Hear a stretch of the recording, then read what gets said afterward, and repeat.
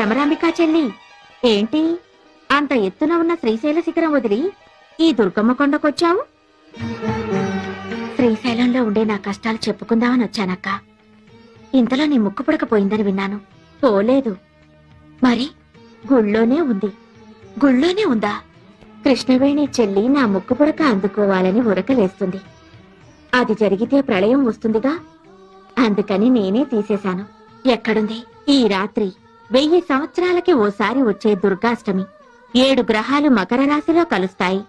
చంద్రగ్రహం సూర్యగ్రహం మాత్రం కన్యారాశిలో ఉంటాయి. ఆదిశక్తి అపరజ్యోతియే ఆకాశంలో వెలుగుతుంది.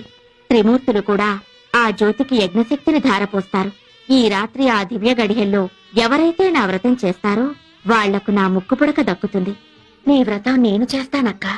ఏంటి శ్రీశైల భ్రమరాంబికవు, నువ్వు నా వ్రతం చేస్తావా?